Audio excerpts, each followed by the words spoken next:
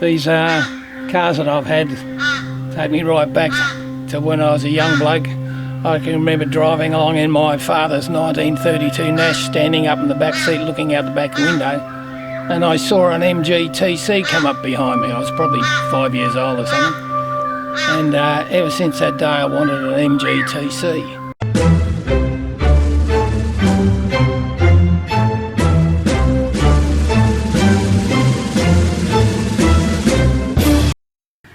G'day guys, Phil Bees is my name. I've been interested in old cars since I was a young bloke.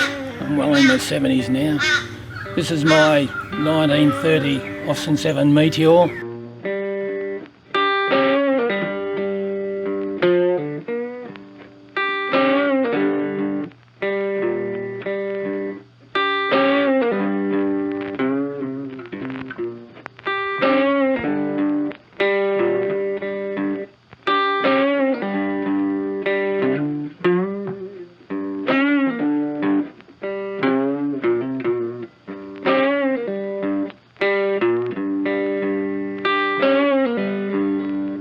Meteors were an Australian bodied car, which back in the 30s there was 3 different companies around Australia that built them bodies for the Meteors.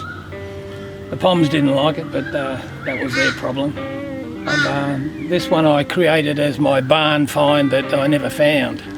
So it's built from a lot of original old pieces, and I sort of like that patina look, so that's what I've done with this car. I've just turned it into one big piece of patina, which I really enjoy about my cars. I like to have them looking old and original.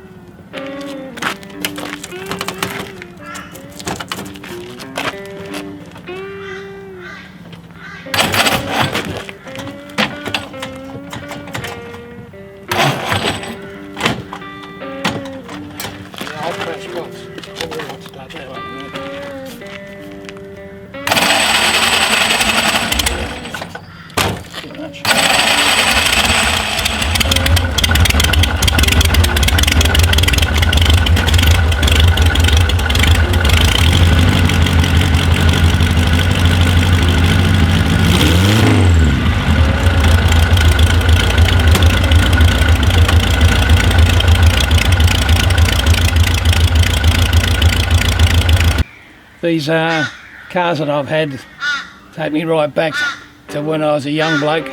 I can remember driving along in my father's 1932 Nash, standing up in the back seat looking out the back window, and I saw an MGTC come up behind me. I was probably 5 years old or something, and ever since that day I wanted an MGTC. And little did I know that one day when I turned 18 I'd have one sitting on my nature strip. And it just so happens I've still got that car. I've had it for 53 years and it's still running. I've never ever pulled the motor apart, and it's always been registered, and it's my first love. And it's just not many people can say they've still got their first car.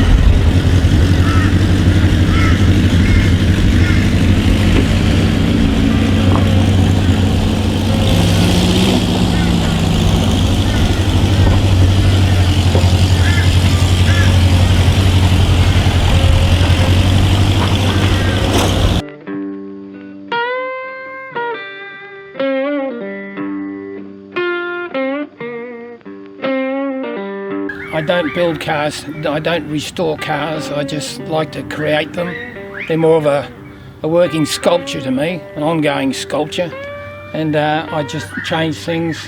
As I said, I didn't like the windscreen original on these cars, so I built my own windscreen. I wanted that more of an aeronautical look, aeroplane cockpit, and the same with the interior. I wanted that leather cockpit look, so I bought an old couch on eBay for $10 and pulled it all apart, and there was enough leather to do all the interior. These lights were just old Austin 7 lights, but I found these hoods, I really liked those, so they're off a Harley Davidson actually. So I fitted all those things, and that's what I tend to do, is I find parts of other old cars and I modify them to look like how I want, something old and original looking. And I just always, and like the straps, these old leather bonnet straps, they were from our old piano carriers. Leather straps they use for putting around their necks to cut pianos around. I like the patina of them, so I got those off him and used them. That's what I've done all through the car. I've just found old bits that suited me, and if they weren't old enough looking, I patinaed them even more. And I find I do that with all my cars. I just change them to how I want to have them to look, not restore them to something that I don't really want, you know. I find that unrestored cars are more appealing to me, and they always have been. Maybe that's an excuse because I was poor back in the old days, hey? Couldn't afford to do it.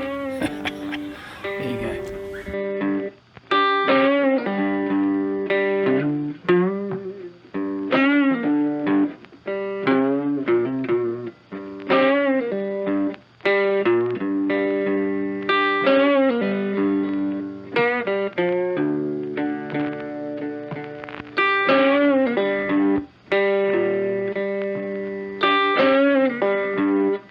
The motor on this Meteor was out of a race car, an old race car that raced in Winton and a few places around.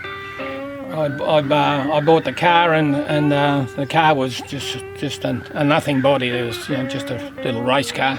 I just wanted the motor, so I put the motor in this fully worked motor. It's balanced, everything. It just runs like a dream. Powers along nicely. It's all I want. Just wanted a car that sort of was a bit more powerful and sounded a bit more powerful than the average little Austin 7 that I'm not really into.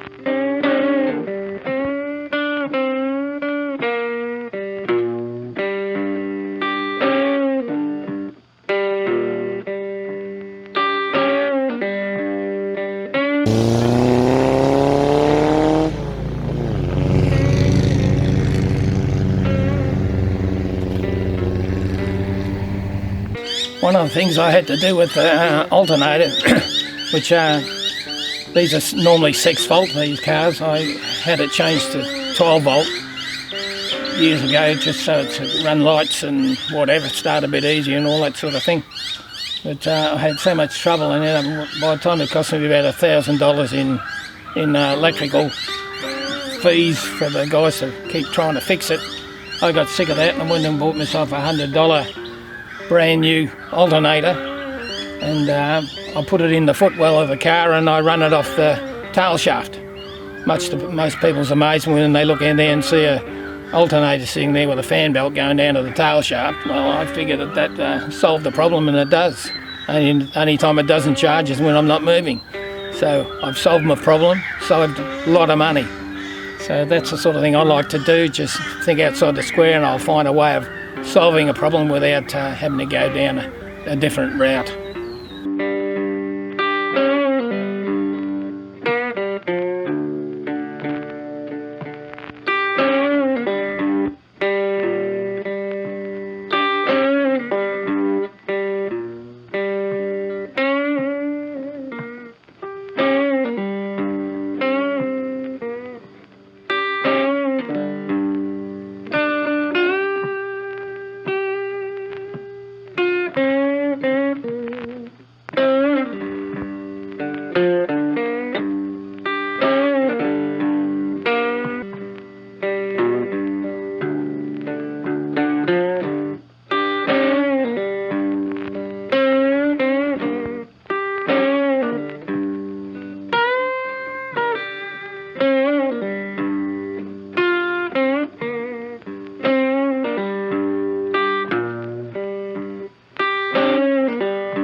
Because these cars are so small, I have trouble getting in and out of them in a hurry, you know. So I actually put the choke on the outside and